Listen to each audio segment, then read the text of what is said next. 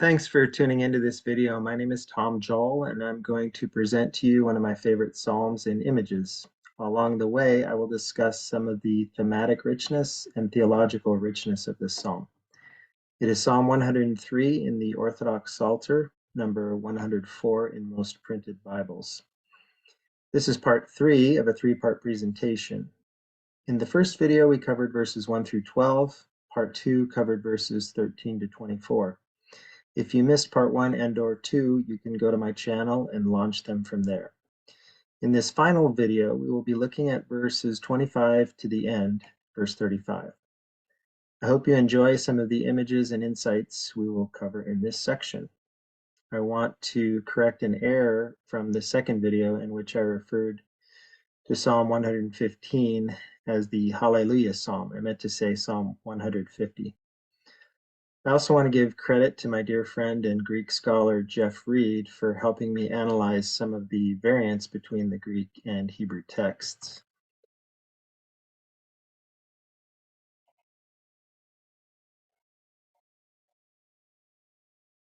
Ze hayam gadol urhav yadayim, sham remes ve'en mispar, chayot ketanot im gedolot. A blue whale's tongue can weigh as much as an elephant and its heart as much as a small car.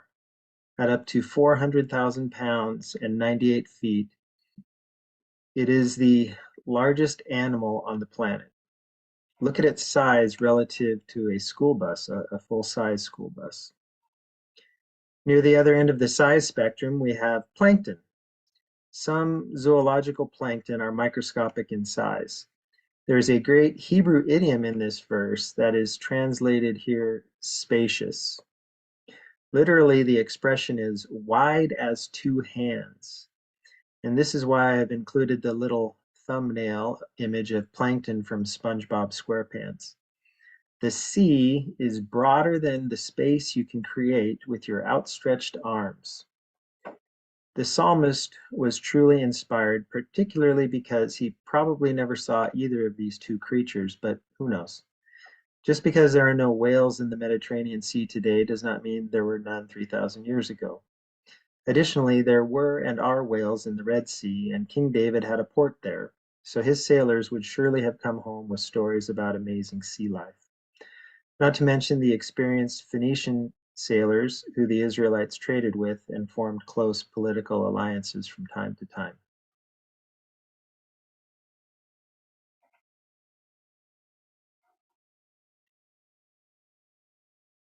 Sham oniyot yahalechun, Livyatan zeyatzarta l'sahek bo.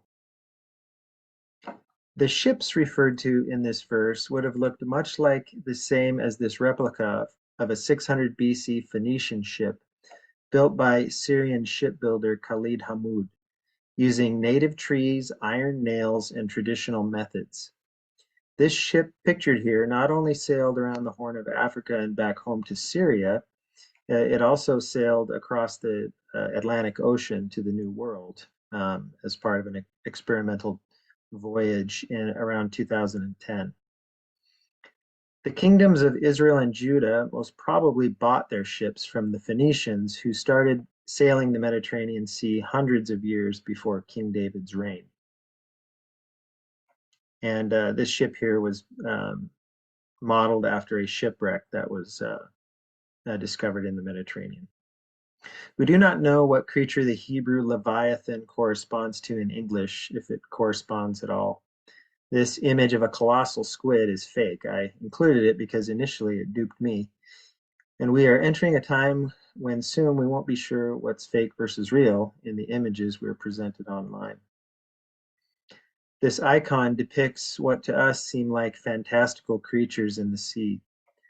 But who's to say for sure there haven't been species die out in the last few millennia that would have been the match for Leviathan? Have you ever seen photos of a giant North American ground sloth? Those seemingly sci-fi beasts were around in North America along with saber-toothed tigers and mastodons when humans were running around alongside them.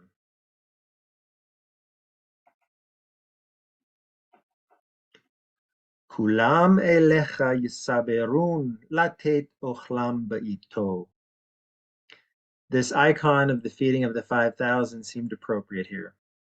Notice that this disciple is actually bringing bread back, as we are told there was more food left over than the quantity with which Jesus began.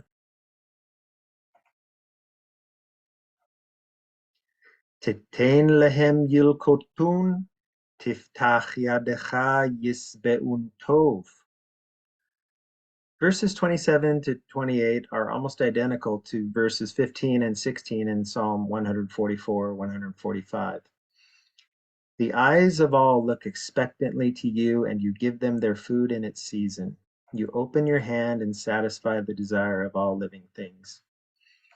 This chart shows global output of food in calories per human from 1964 projected to 2030. You can see it goes from 2,000 down here at this end up to 3,500 calories up here. It explains how the developed world is able to export food to needy countries, and it also explains why so much of the population of Western countries is getting more and more obese. Most Americans have never heard of Norman Borlaug. More than any other person, Norman Borlaug is the reason these lines have shot up so far. He is known as the father of the Green Revolution. After years of almost unreal, laborious wheat crossbreeding, he helped develop wheat resistant to stem rust and with 10 times the yield of native strains. The catch, however, is that this hybrid wheat requires large amounts of water and fertilizer. He seems to have been motivated by a calling to feed the hungry, as his Lutheran upbringing taught him. One could argue that his work saved the lives of hundreds of millions of people. He won the Nobel Peace Prize in 1970, but today is considered a controversial figure because of the impact to soil, water, and the entire agri-economy. I highly recommend the 1-hour documentary called The Man Who Tried to Feed the World. You can rent it online for about $4.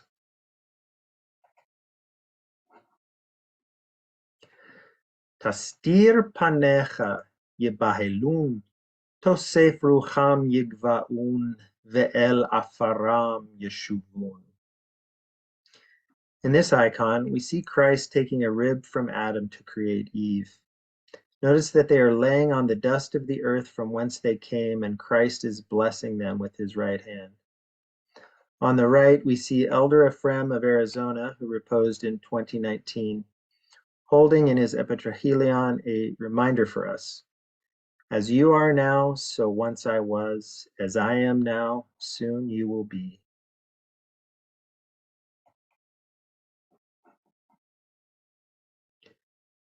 Tishalach ruchacha yebareun utechadesh pene adama.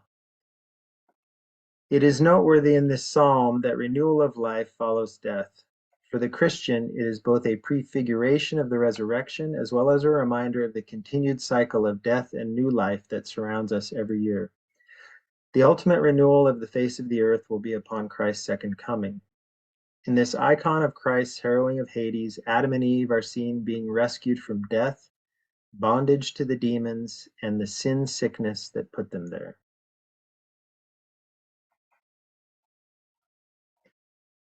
Yehi chavod Adonai le'olam, yismach Adonai b'ma'asav.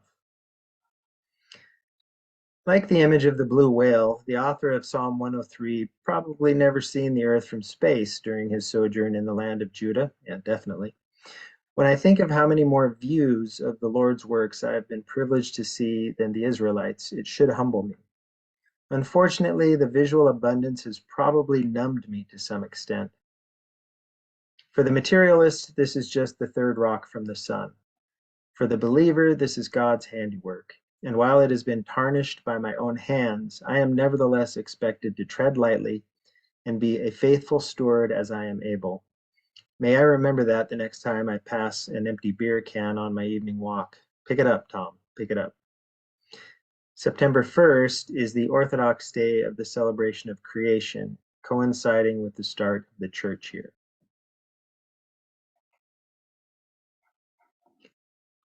Hamabit la'aretz vatirad, yiga beharim ve'ye'eshanu. Verse 32 looks to be a direct callback to the Israelite experience at Mount Sinai, where the God-seer Moses received the law. Exodus 19:18 tells us, "And Mount Sinai was altogether in smoke, because the Lord descended upon it in fire. And the smoke thereof ascended as the smoke of a furnace, and the whole mount quaked greatly." Shout out here to my friend Steve Allen for reminding me about this connection. In addition to the remembrance of this event in Israel's past, experience of earthquakes would have been well known in the kingdoms of Israel and Judah. Earthquakes are not uncommon there. We are reminded by the 2023 earthquake in Turkey and Syria that this part of the world is well acquainted with this frightening event. In fact, my understanding is that one of the reasons that the office of the Patriarch of Antioch is located in Damascus now is because Antioch has been leveled by several earthquakes in the past, including 115 AD and 526 AD. As far as the second half of the verse, the author might also have been picturing other phenomena. It could be a reference to lightning, which causes forest fires, or maybe even an image of a volcano. How about volcanic lightning? Yes, there is such a thing. From Wikipedia, volcanic lightning is an electrical discharge caused by a volcanic eruption rather than from an ordinary thunderstorm. Volcanic lightning arises from colliding, fragmenting particles of volcanic ash and sometimes ice, which generate static electricity within the volcanic plume. So we know this phenomenon has been witnessed in ancient times, with Pliny the Younger's account in the year 79 being the earliest description we have. But again, the reference here to Mount Sinai seems to be primary.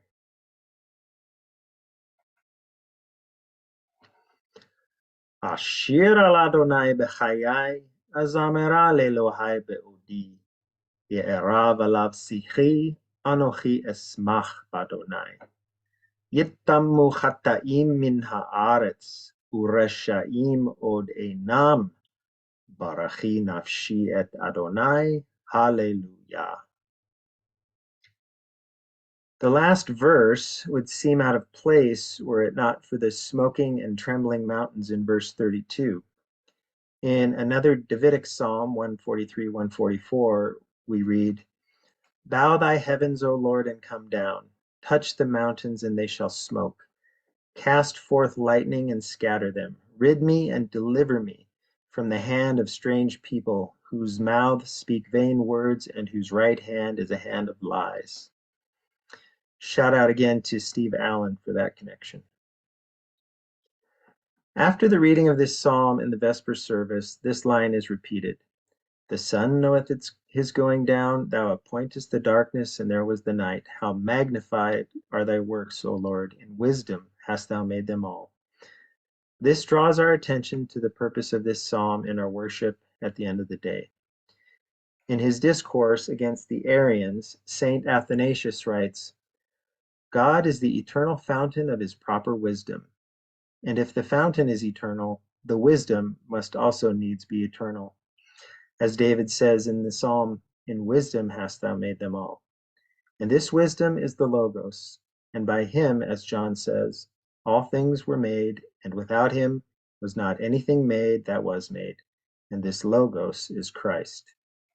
If I have come to the end of the day, I have hopefully had the opportunity to observe God's creation.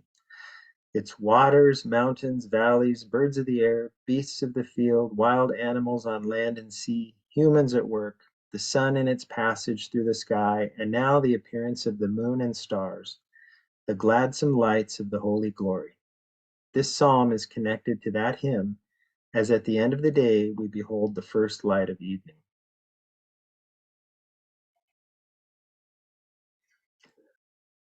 This final image was taken February 26, 2023 at Frozen Whitefish Lake, Montana by a photographer acquaintance of mine named Brian Schott.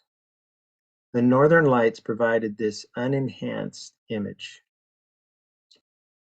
Thanks for sticking around to the end of this presentation. I'm going to end by reciting Psalm 103 in Hebrew while the English text scrolls. Both my vocalization and the text include the few proposed informal emendations we have looked at. My hope is that the next time you are standing at evening prayers, some of these images come to your mind as you consider the riches of God's creation, He who created them, and Him to whom they belong.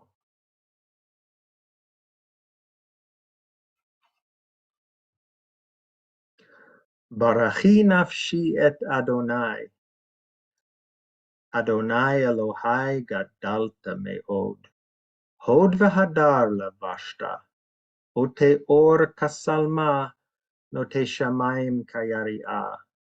Hamekarev amayim aliotav, hasam avim rechuvo. Hamahalech al kanfe ruach. Ose malachav ruchot, mesharetav esh lohet. Yasad eretz al mechonecha, bal timot olam va'ed. Tehom kalavush kisito, al harim ya'amdu maim. Min ga'aratacha yenusun, min kol ra'amcha yachafezun, ya'alu harim yeredu vekaot, el mekom ze yasadata lahem. Gavul samta bal ya'avorun, bal yeshuvun lechasot haaretz. Hameshaleach ma'ayanim b'nechalim, ben harim yachalechun. Yashkul kol haito sadai, yisperu feraim tzema'am. Alehem of hashamayim yishkon, mi ben kefayim yetenu kol. Mashke harim me'aliotav, mi peri ma'asecha tispa haaretz. Matzemiah chatzir labehema, ve'esev la'avodat ha'adam, lehotzi lechem min haaretz. Ve'yain yisamach levav enosh, lehatzil panim mishamen, ve'lechem levav enosh yis'ad. Yisbeu atze sadai arze levanon asher nata. Asher sham tziporim yekanenu, chasida beroshim beita. Harim ha-gevohim la ya'elim, selaim machshel sefanim. Asayareach lemoadim, shemesh yada mevu'o, tashet choshech vihi laila, bo tirmos kol haito ya'ar. הכפרים שואגים לטרף ולבקש מאל אוכלם. תזרח השמש יאספון ואל עוונותם ירבצון. יצא אדם לפועלו ולעבודתו עד הערב. מה רבו מעשיך אדוני, כולם בחוכמה עשית, מלאה הארץ קנייניך. זה הים גדול ורחב ידיים, שם רמס ואין מספר, חיות קטנות עם גדולות, שם אוניות יחלכון, לוויתן זה יצרת לשחק בו, כולם אליך יסברון, לתת אוכלם בעיתו, תיתן להם ילקוטון, תפתח ידך ישבעון טוב. תסתיר פניך יבהלון, תוסף רוחם יגבעון, ואל עפרם ישובון. תשלח רוחך יבראון, ותחדש פני אדמה. יהי כבוד אדוני לעולם, ישמח אדוני במעשיו. המביט לארץ ותרעד, יגע בהרים ויאשנו. אשיר על אדוני בחיי, אזמרה לאלוהי בעודי. יערב עליו שיחי, אנוכי אשמח באדוני. יתמו חטאים מן הארץ, ורשעים עוד אינם. ברכי נפשי את אדוני, הללויה.